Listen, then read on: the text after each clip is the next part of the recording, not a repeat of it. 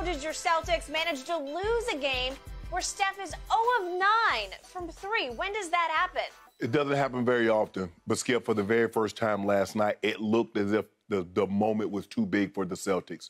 You look at the way they started the ball game off by turning the ball over, and as Jen put in the lead, when the best player, or clearly the best player on the series, struggles the way in which he struggled, the team goes 9 of 40 from the three-point line, and you still lose the game by double digits, the future is, the optimism is not very high. It can't be very high. You actually think Steph is going to go 0 of 9 again? He's going to shoot as poorly as he did from the field, 7 of 22, 0 of 9, and he missed a free throw again, and you still couldn't find a way to win the ball game, Skip? Again, it's very, very simple. You look at the turnovers and you look at the missed free throws. It tells you the moment. And they weren't clanking the back iron, Skip. Them things, all of them were short. Front of the rim. Yep. And Jayson Tatum again. And Jalen, Skip, I'm going to get Jaylen Brown some receiver gloves, those tactified, because that seems to be the only way he can hold on. Now, I don't know what he has on his hand. Maybe he's messing with his beard. He got some beard oil. Maybe he's greasing his braids or something. Yep. But, Skip, nobody has hands that bad. How do you even make it to the league with hands that bad? They're starting to get into the ballpark with Russell Westbrook. I didn't want to break that up, Skip. Anyway, he should be, he's minding his own business. I lost it again. And then back-to-back possessions. Skip, I really thought the game got away from them the last minute of the third quarter. Skip, they had played great. What they did to the Warriors, what the Warriors have done to everybody else in the postseason, is dominate the third quarter. And in the last minute, they start back to what they do. And in a quarter that they should have been up at like 5 or 6 points, they go down 1. Because they all of a sudden they started getting reckless with the basketball, and they start turning the ball. They start taking ill-advised shots, going one-on-one again in clutch situations. What do we say they need? We've been saying it for the longest time. They need a point guard to get them some easy shots, so to keep them out of the ISO, keep them out of one-on-one. JT taking tough, contested step-back threes. Jaylen Brown is all over the place. Marcus Smart, Skip. They're top 4 guys. Tatum, 4 turnovers. Jaylen Brown, 5 turnovers. Marcus Smart, 4 turnovers. So that's 9, that's 13 of the 18 turnovers is from your 3 guys right there. And these 3 guys, if I'm not mistaken, lead the series in turnovers. I think they had a stat on the screen last night. The Warriors have scored the 3rd most points off of Boston turnovers in the finals in, the last 25, 30 years. You're not that good. To be able to overcome that sloppy play against a team of this magnitude. And granted, Skip, they're a little older than what they were when they first went on this journey in 2015. But if you turn the ball over like the Celtics are turning it over, they're going to beat you. And they're going to beat you on a night in which Steph Curry struggled. But then you have Andrew Wiggins play the game of his life. This is the best game that he's played in his life. I'm not saying from a points total, Skip. I'm saying from an overall total. The 26 points, the 13 rebounds, the tough defense. Skip, they're saying, you know what, Andrew, if you can just give us like 16, 18, we going to be good if you make it tough on Jayson Tatum on a nightly basis. If you make it tough on him and you give us 26 and you give us double-digit rebounds, man, we gravy. We really gravy. And then the bench. Skip, this is how you overcome it. When you get Gary Payton II comes off the bench and he gives you 15, and Jordan Poole, the chlorine is just right in the pool, and he has a pool party, they score, 31 bench points, and you only get 5, 4 from the guys that you're really counting on, Peyton Pritchard, Grant Williams, and Derek White. That's how you overcome a Steph Curry. That's how you overcome a performance when a historically great player struggles, and then you get Klay making timely threes. You get Andrew Wiggins doing what he does. You get Peyton, and you get these guys. But, Skip, last night, I really felt, watching this game in its totality, it was the first time I really felt, damn, the moment might just be too big for the Celtics. Because that's what they played like. The moment was too big for them. And boy, they're going to have to get this thing together. Now, you get 2 days, Skip, you fly back, that's a long flight back. Long flight back to catch an L in which Steph Curry played bad. But, hey, all is not lost. But, boy, I'm not very optimistic. Okay, I hear everything you just said. But allow me to preface my fuselage of response here by saying that as a long time NBA fanatic, that game was an eyesore last night for me. It battered my eyes. It battered my psyche. It battered my basketball senses. Didn't it get good for you? Hard to watch. Well, it had bits and pieces of real live basketball brilliance. But there were so many turnovers and there were so many clank shots that after a while, I just got beaten down trying to watch it. So, Mr. Sharpe, yes. What if I told you 24 hours ago, sitting in this chair, that the Golden State Warriors, in a crucial, pivotal Game 5 at home, that 4 of the 5 Golden State starters would go 0 for 19 from 3? What if I told you that, including Steph Curry going 0 for 9? We're going to beat the brakes off you. 0 for 19 from 3. What if I told you 24 hours ago that your Boston Celtics would out-rebound the home team, the Golden State Warriors, 47 to 39? You'd say, gotcha. Yeah. Right? Yeah, we one win away. That's what I'm saying today. Thank you. One win away from the championship. What if I told you that the third quarter that you have owned all year, Golden State Warriors, you have owned it all year, that you would get crushed in the third quarter on your home floor in Steph's house, 35 to 24? What if I told you that 24 hours ago? You'd say, gotcha. Right? Yep. Okay, all that worked in your favor, yet you lost by 10. You lost by 10, and it begins and it ends with your soon-to-be superstar, Jayson Tatum. I'm sorry, I can't see it. Unfortunately, I've been trying to push. Invite. What's that? We asked him to turn the invite. Okay, he's turned his invite in. No, yeah. We got to hold off on it. You said he's got a seat reserved for him. Yeah. We folded that chair and put it in the corner. At the superstars table, and I kept saying it's got to be the kiddie table. That's all I can see. And yet I cannot defend Jaylen Brown either last night because I said I think Jaylen Brown's a little bit better than Jayson Tatum because he's got that Mamba mentality, even though Jayson is the protege of the late, great Kobe. Correct.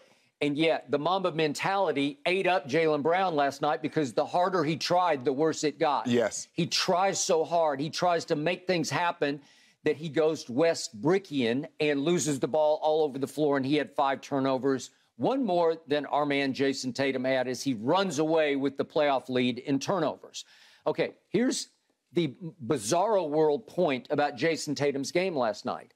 He opens up on the first possession of the game and just, I don't know what he's doing, he just threw it out of bounds. He just throws it to nobody. And I'm saying, what was that? Thank you. And he looks around like, anybody want to help me here? I don't know, Jayson. Nobody can help you. No. You're on your own on this one.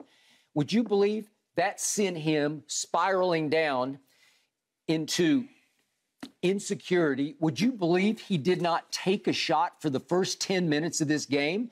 And then he took it was a 2-point jump shot, or maybe it was a 3-point shot. It was 3. It was a 3. Yeah, he took a 3, and he made it. Yes. Okay, that same guy who refused to even take a shot for 10 minutes, and by then they're trailing woefully, obviously. Yes. They're in a big hole. Would you believe that same guy, Jayson Tatum, last night, through 3 quarters? How about these numbers? 3-quarter numbers for Jayson Tatum. 9 of 15, 4 of 7 from 3, 10 rebounds, and 22 points. What?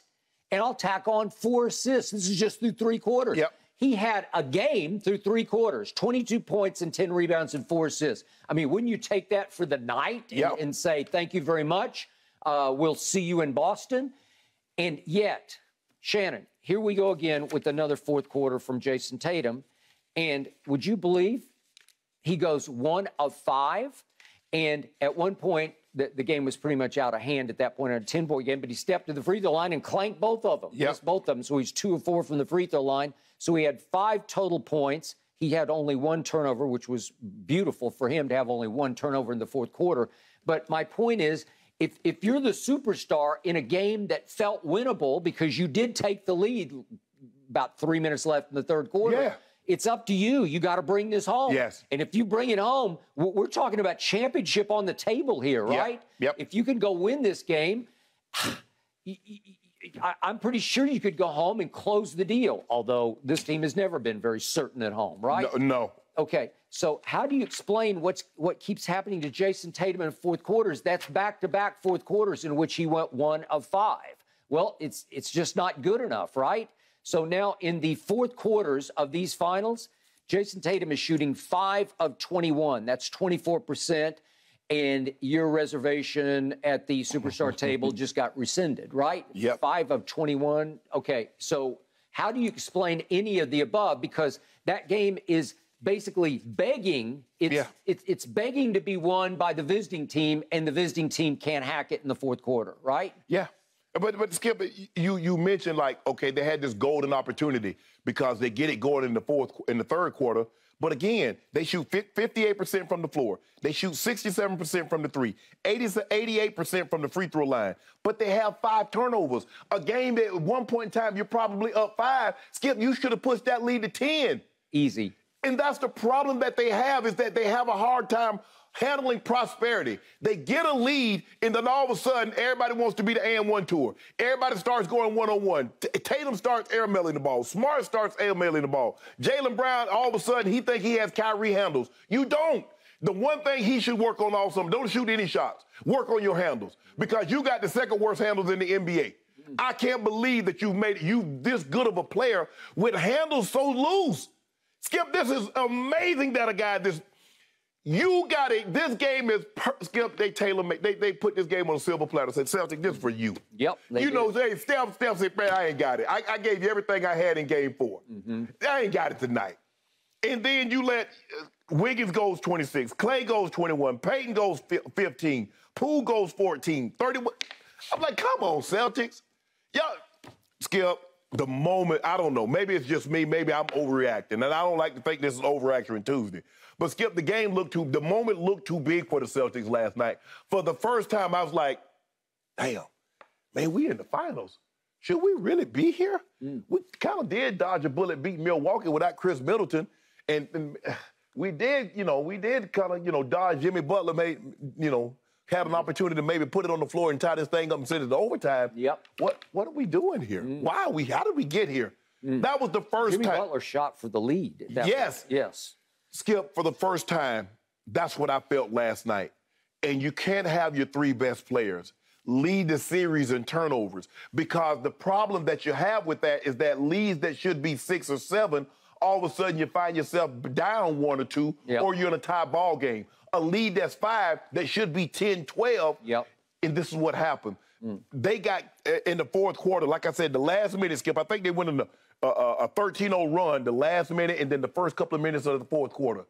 That was really the ball game, because what we've seen from the Celtics in the fourth quarter is that it's hard for them to get quality shots, because I don't care what anybody tells me. They can't tell me a good point guard would not be better for them. Marcus Smart, stop flopping.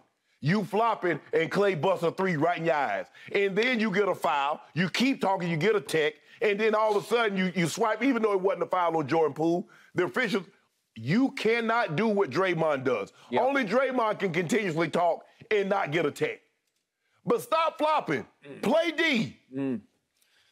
He was the defensive player of the year. I can't tell. But he is not a point guard.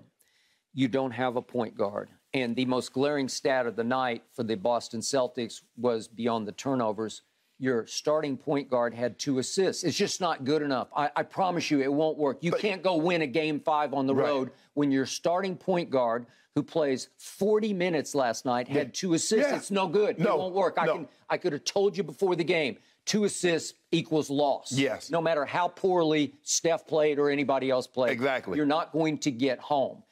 Then the bizarro upside-down stat of the night was, as I told you, Boston wins the backboards 47-39, but points in the paint, it's 50-36 home team. 50-36 Golden State, because they're getting to the basket. Right.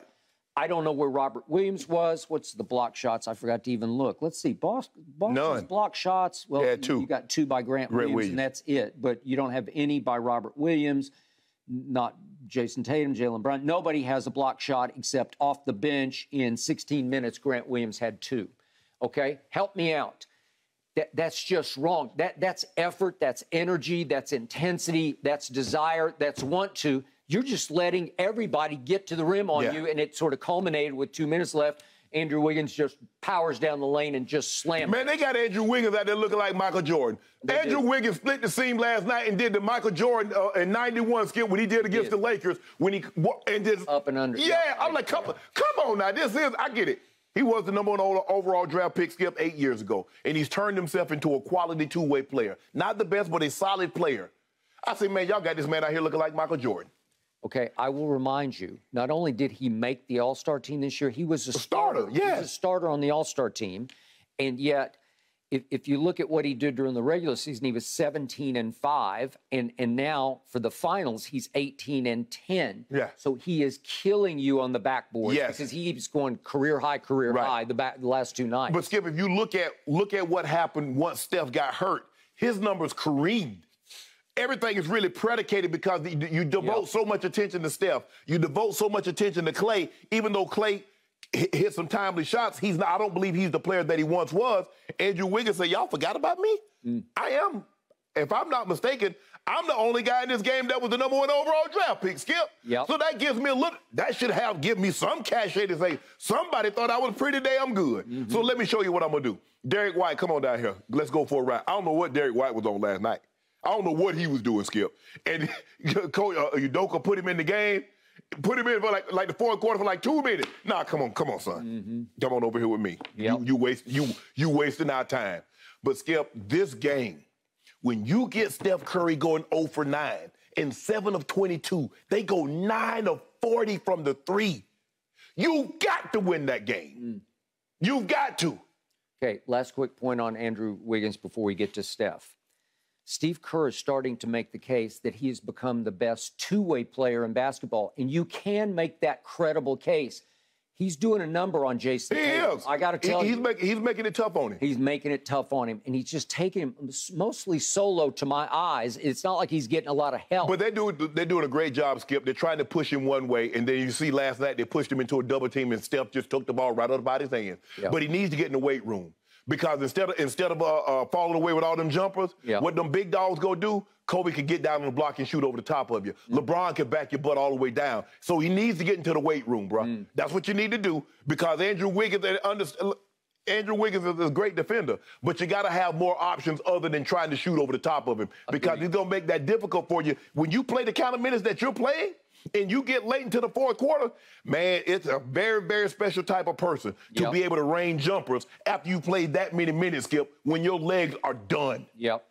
Speaking of legs done, it looked like Steph's legs were still a little done from his Game 4 performance. Yeah. Because if we could see all of his missed threes in a row, for those who might not have seen the game last night, to give you some feel for just how off the greatest shooter in the history of basketball was last night. Could we see these 9 missed threes? He took that one just to try to get some. Okay, and that's way short.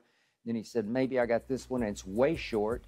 But, okay, now that's a pretty decent look for him, and he just it. Okay, that was probably his best look and best shot. And then that one's woefully short. Legs. That was a heave it and pray because he knew it was off when it left his block. Hand. He got that one blocked by Grant Williams, and then he comes off, gets a pretty good look. I don't think he got the handle on the pass, and it's short. And then that one's pretty contested, and it's wide right. And then this one is a little up and under. Usually he just makes that like a free throw, and he left it short. Yep, everything was short. Yeah, come sit over here by me. He emptied it. He did what he needed to do the other night. He emptied the tank.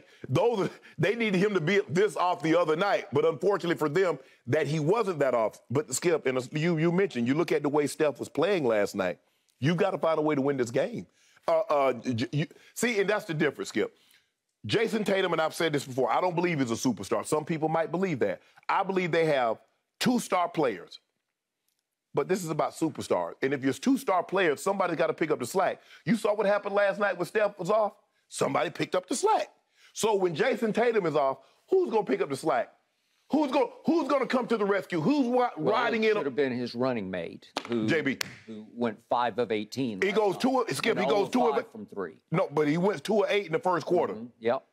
1 turnover. They had 4 turnovers in the first quarter, which put them behind the 8 ball. And see what happened, Skip? They expended so much energy to get back into this ball game. Skip, it's like when you let the person get out there, you're running a race, and you let the person get so far ahead. When you finally catch up, he's like, I've been running my pace. I'm cool. You had to exert so much energy to come catch me. That is true.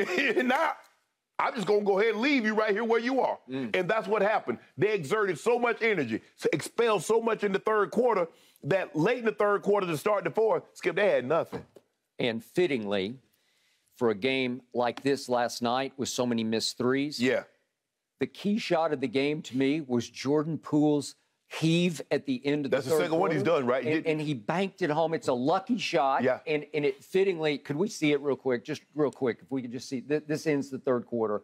And this was actually the game. He just grabbed it and heaved it and accidentally banked it off the back. And it was the fitting conclusion of the game. That broke it open because then the floodgates opened to start the fourth quarter, and it was never even close after that. Right. And you look at and Skip, and you think about it now, we still got a whole quarter to play. And when he hits that shot, you watch the Celtics head. It's like, damn, he just hit this shot in the fourth quarter, and we just lost the game. That gave them the lead back. That gave them the lead back. Here they went. And they never looked back after that. And Steph, for once in his life, actually took his home crowd completely out of the game, and the Celtics still couldn't win it in the fourth quarter. Yeah, I'm looking at Tatum. Tatum played okay. It's the turnovers. It's the carelessness with the basketball. That's what's alarming. And Skip, what do they say after every loss? Those are fixable. Well, when the hell you gonna fix it? I mean, you see the stats. The stats are glaring. 16 or fewer turnovers, you're damn near unbeatable. You get more than that, you're unwinnable. I do not think he played okay. I think he KO'd his team in the fourth quarter. Well, the thing was, Skip, if you think about it, he booked in it. He did well in the first quarter. He did good in the third, and then when you need him in the second and the fourth. All right. Because he had 18? He had 18 of his 27 in those two quarters. Not good enough. 10 missed free throws, Skip? See, that pressure do that to you. Thank you for watching. You can subscribe here to get the latest from the show, and be sure to check out more of the best clips from Undisputed, or go watch a few other segments from our other shows on FS1.